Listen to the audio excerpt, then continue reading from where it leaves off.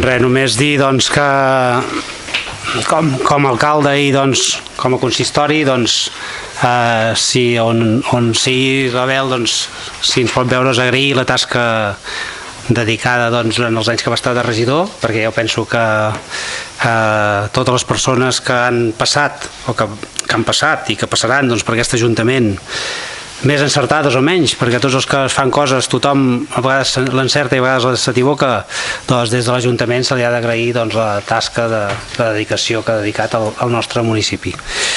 Bé, dit això, també volia dir que la propera revista que sortirà aviat se li farà un petit escrit recordant la seva tasca aquí a dins l'Ajuntament. Bé, passem al primer punt de l'ordre del dia. Primer punt de l'ordre del dia, proposta d'aprovació de l'esborrany de l'acte de la sessió anterior. Hi ha alguna cosa a dir per part dels grups? Sí. Per part de Niu? No, res, ja he comentat amb el secretari que a la introducció on hi ha tot el nom dels regidors, la regidora Judit Grau i el regidor Rafael Pérez, que no s'ha posat el partit a què pertany i estan descol·locats de posició. Ja he parlat amb en Francesc i no hi ha cap problema.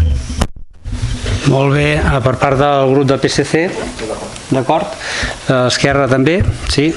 Passem a la votació de la proposta. Vots a favor de la proposta? Unanimitat. Punt número 2 de l'ordre del dia, donar compte dels decrets de l'alcaldia dictats fins a la data.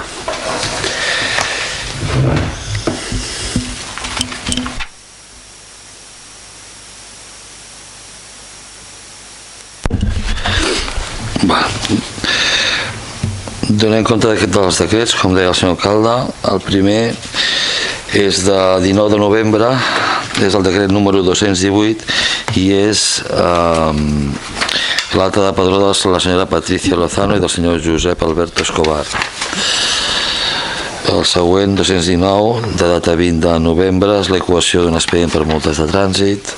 El número 220, de 21 de novembre, és la contractació del senyor Brian Martín per raons de màxima urgència pel termini que duri la IT d'un treballador per fer tasques de peu de manteniment.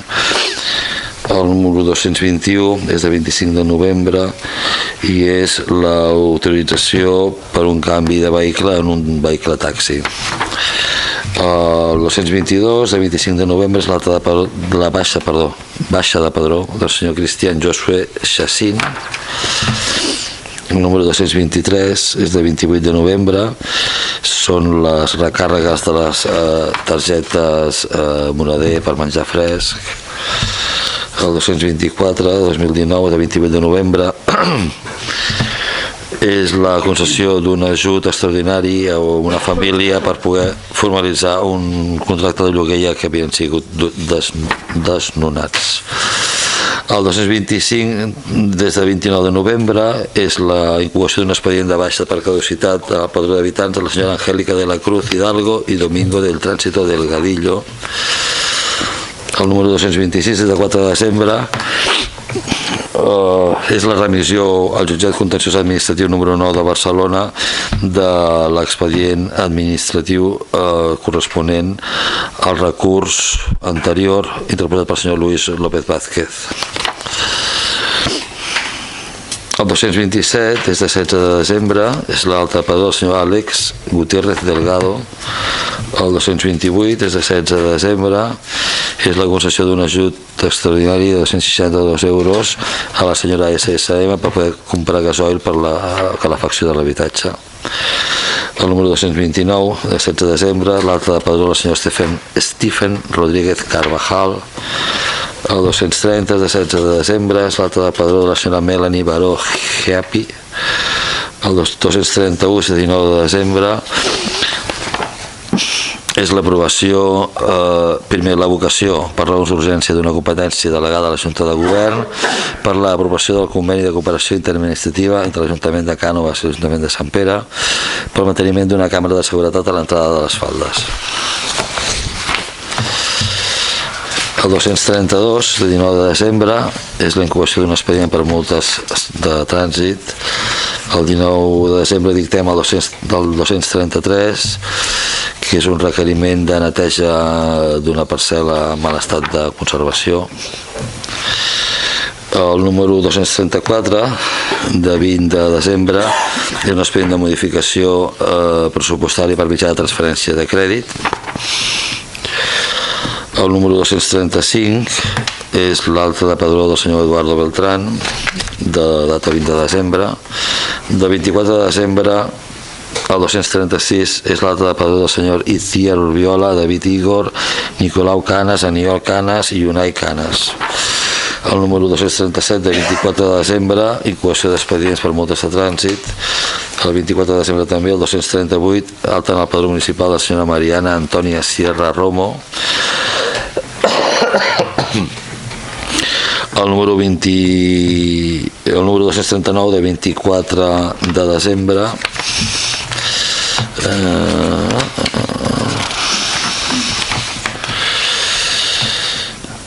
és una estimació en part d'una sol·licitud d'accés a la informació pública registrada a l'Ajuntament el 4 de desembre per part del Govern d'Espanya, Ministeri d'Hisenda i Funció Pública. El número 1 de l'any 2020, de data 7 de gener, és la sol·licitud a l'Ajuntament d'Aigua Freda d'autorització per una inscripció temporal a la Comissió de Serveis del senyor Antonio Faustino. El data 7 de gener, decret número 2, alta de padró José Julio Moya Baena. El número 3 és del 9 de gener, és la incoació d'expedients per multes de trànsit. El número 4 de 9 de gener és la inscripció en el padró d'habitants com a alta del senyor José Villaseñor, Silvia Lorenzo i Eric Villaseñor. El número 5 de 14 de gener és alta de padró Miguel Ángel Sabariego Hernández i Miguel Ángel Sabariego Rodríguez. El número 6 de 14 de gener és l'alta de padró del senyor David González i Estefanía Peña. El número 7 de 16 de gener és la incoació d'expedient per baixa d'ofici del padró d'habitants de Sant Antonio Álvarez. El número 8 de 16 de gener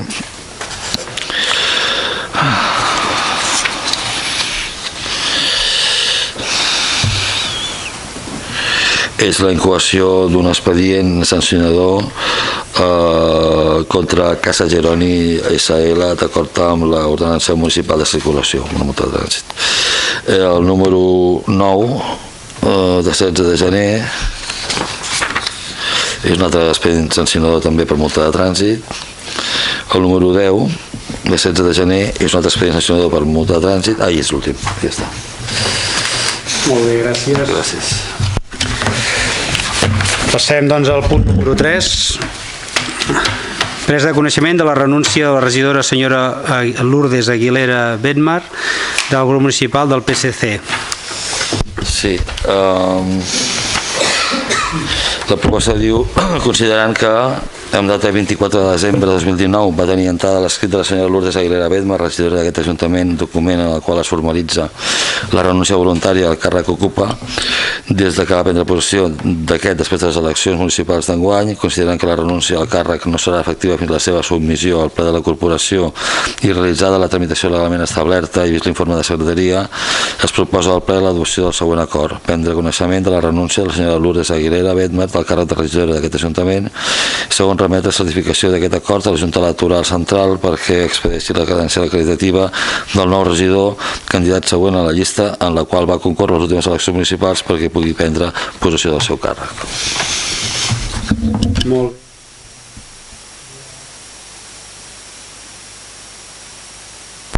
I tot ja li vam agrair doncs, la feina feta tots aquests anys i res, tornar a repetir, agrair tot el temps que ha dedicat doncs, al nostre municipi. Dit això, doncs, no cal que votem, no, això, perquè vull dir, acceptem l'acord i ja està. Molt bé, doncs el punt número 4, proposta d'aprovació de la relació de fallits facilitada per l'organisme de gestió tributària. Sí, per part per part de l'alcaldia es proposa la baixa dels crèdits incobrables tramesos per l'organisme de gestió tributària de la Diputació de Barcelona amb els números de referència següents: el 1321900018, el 1321900020, d'import respectivament 4.483,19 i 15.995,04, tot d'acord amb l'article 62 del Reglament General de Recaptació i l'Ordenança Municipal General de Gestió i donar-ne compte a l'organisme de gestió tributària de la Diputació de Barcelona. Molt bé, doncs, poca cosa a dir, no sé si hi ha alguna cosa a dir per part dels grups, això. Per tant, passem a votació de la proposta, vots a favor de la proposta.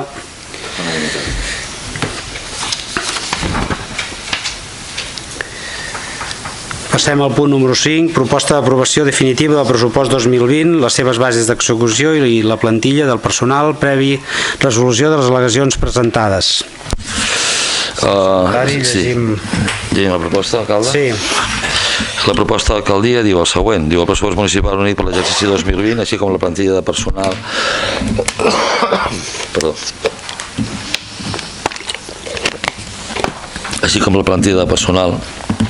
les bases d'execució foren aprovades pel plenari de data 28 de novembre de 2019, publicades al Butlletí Oficial de la Província de data 5 de desembre.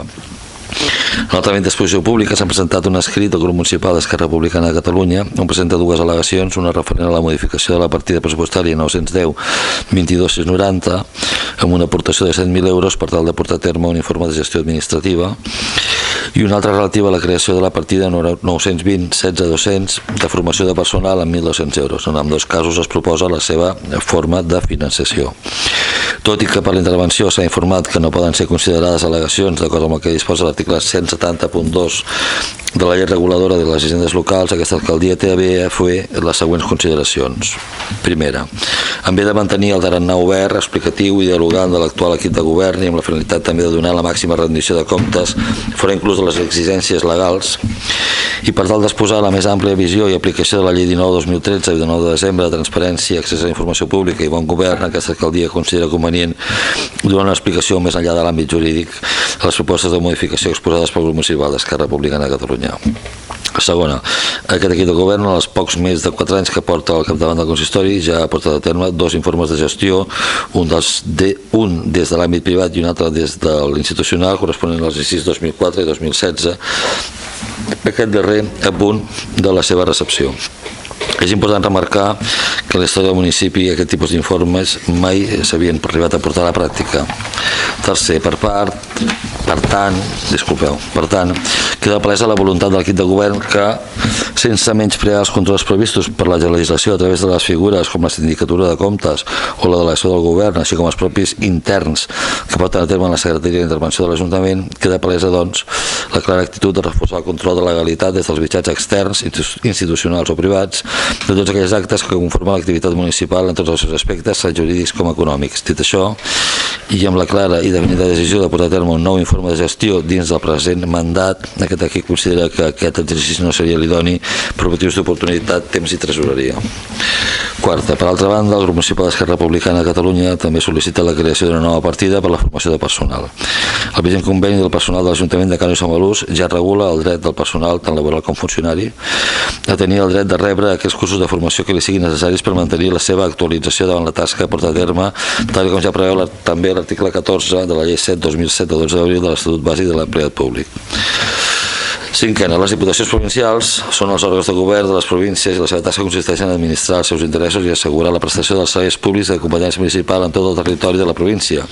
Aquestes institucions subministren serveis als petits municipis i en aquestes competències s'emmarquen els cursos que anualment planifica, gestiona i proporciona la Diputació de Barcelona i en el que any rere any el personal de l'Ajuntament hi recorre dins de les necessitats personals i d'actualització de cadascú.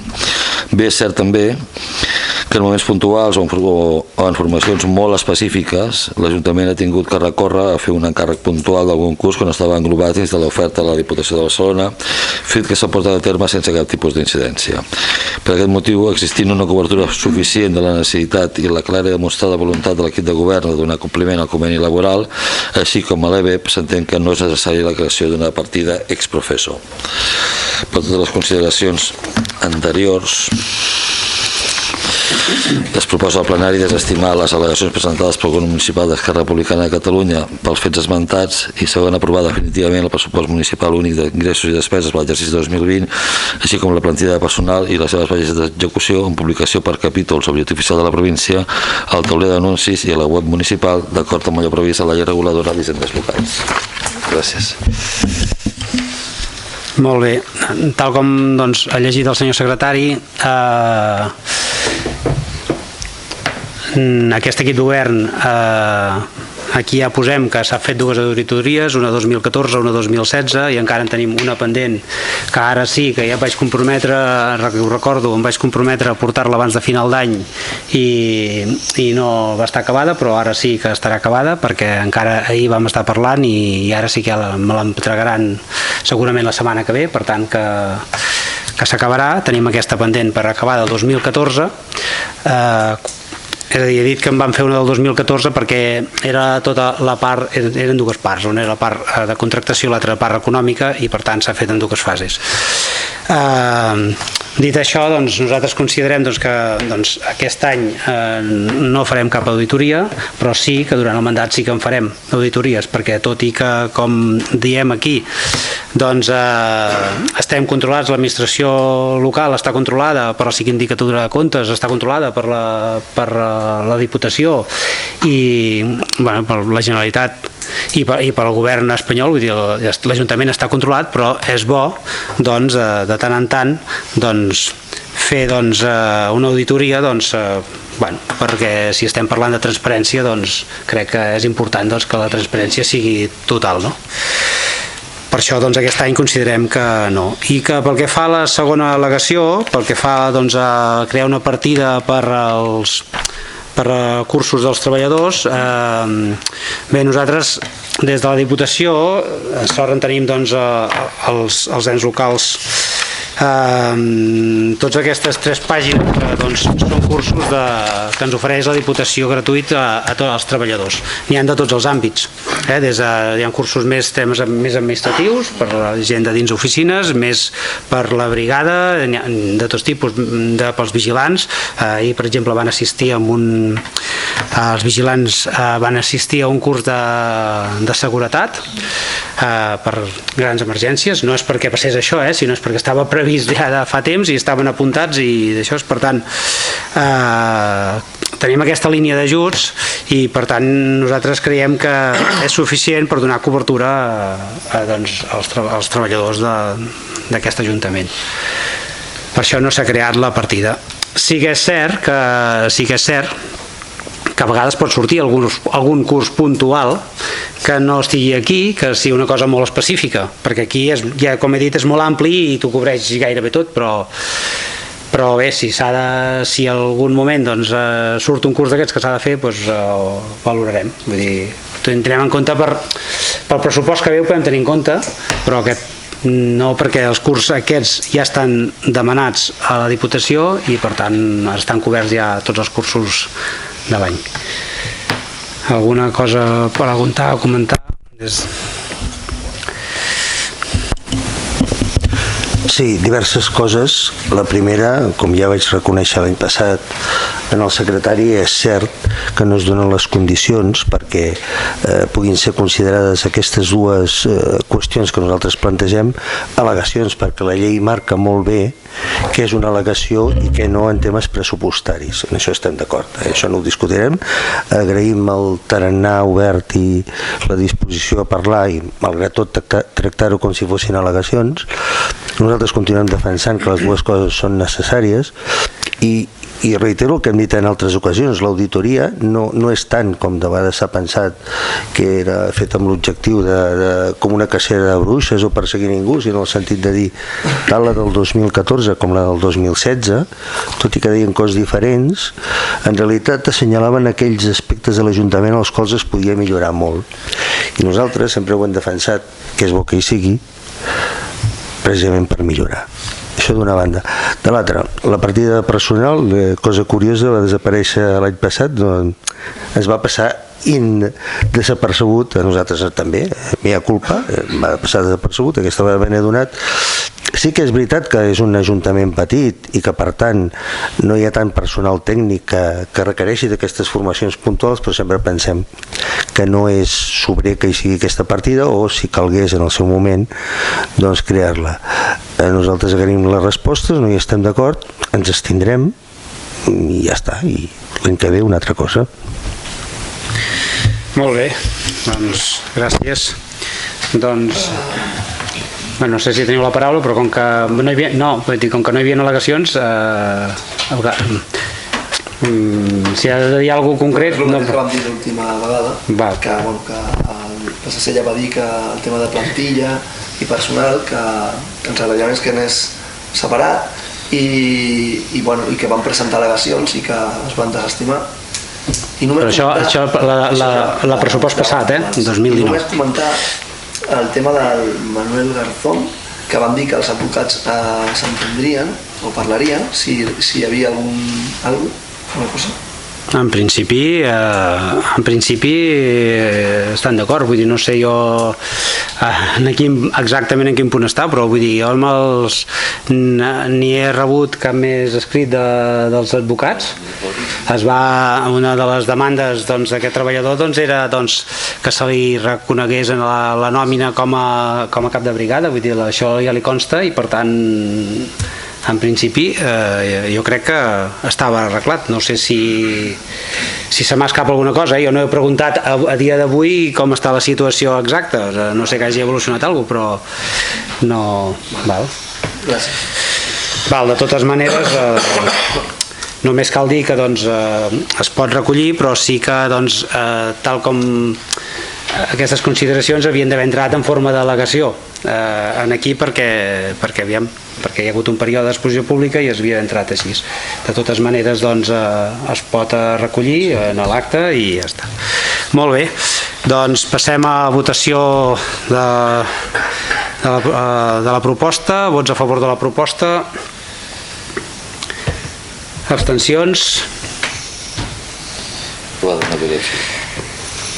Molt bé, doncs ara passarem al següent punt, el punt número 6, proposta de rebuig a la resolució de la Junta Electoral Central respecte al molt honorable president de la Generalitat Quim Torra i l'eurodiputat Oriol Junqueras.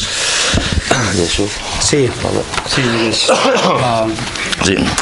Diu, el passat divendres, dia 3 de gener de 2020, en un acord de la Junta Electoral Central, la Junta Electoral Central pretén executar la inhabilitació del molt honorable president de la Generalitat Quim Torra, malgrat no haver-hi sentència ferma, i deixar sense efecte la seva credencial de diputat electe del Parlament de Catalunya.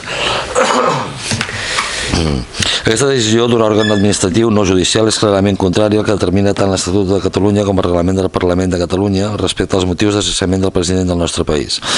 En la mateixa sessió, la Junta Electoral Central també va acordar que l'eurodiputat Oriol Junqueras no pot tenir aquesta condició malgrat la sentència del Tribunal de Justícia de la Unió Europea, que va dictaminar en data 19 de desembre de 2019 que hauria d'haver pogut recollir l'acte d'eurodiputat i que tenia immunitat per aquesta raó.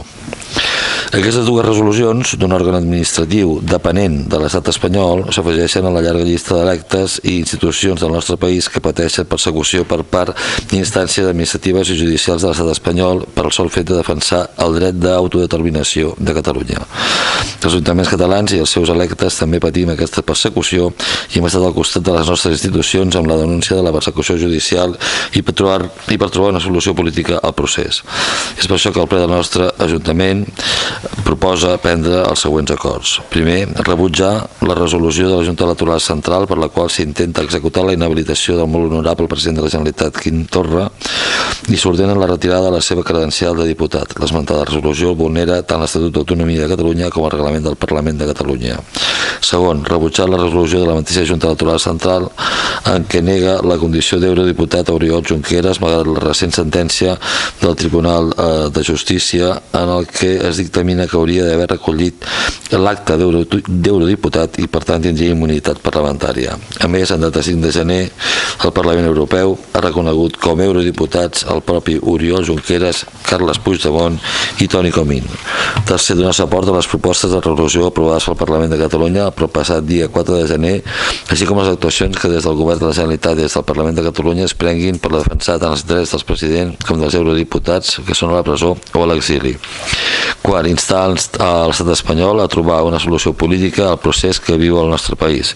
S'ha de posar fi a la repressió, la judicialització i la persecució d'electes, representants de la societat civil i institucions que, a més de no aportar solucions, allunyen l'acord polític. Cinquè, reclamar la posada en llibertat dels presos i preses polítics, el lliure retorn dels exiliats i exiliades i la plena garantia a l'exercici i defensa dels drets civils i polítics dels ciutadans i ciutadanes de Catalunya. Sisè, manifestar el compromís com a electes locals a seguir defensant el dret a l'autodeterminació de Catalunya, el dret a que siguem els catalans els que decidim el nostre futur pels mitjans polítics pacífics i democràtics.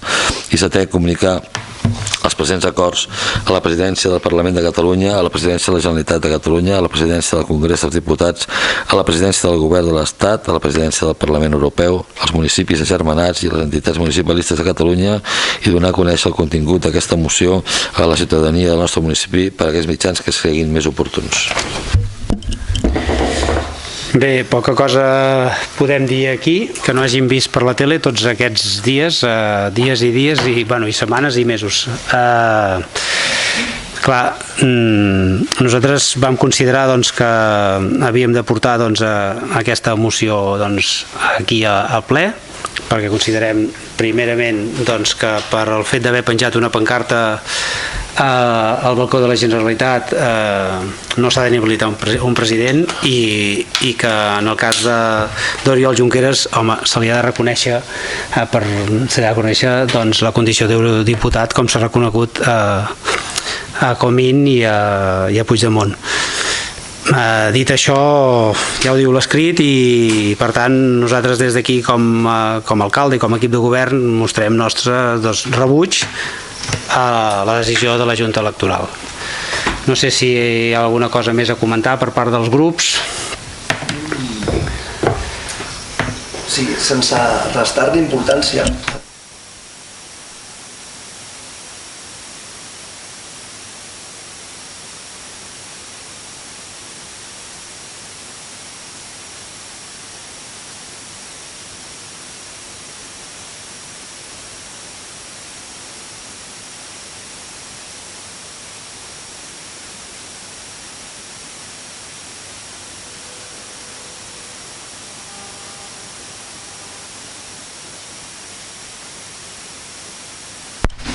Molt bé, gràcies.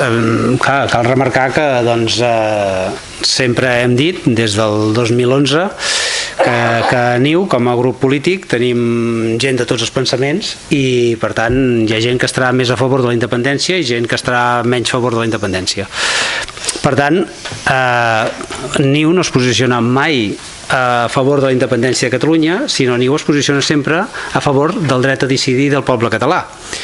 I per això nosaltres, clar, quan hi ha actuacions d'aquestes, creiem que les hem de portar. No perquè estiguem a favor de la independència de Catalunya, sinó perquè pensem, i aquí hi ha un punt que ho diu, que el poble català ha de poder decidir el seu futur. Amb un referèndum ha de poder votar i ha de poder decidir el seu futur. Per aquest motiu, volia deixar clar, hem portat aquesta moció aquí. Per tant, jo agraeixo al PSC l'explicació i l'acceptem evidentment que sí, correcte, perfecte. Per tant, en els propers plens, si surten mocions d'aquestes, o avui mateix que n'hi ha una altra, la següent, entenem que des del PSC s'extinguin. Per part del grup d'Esquerra...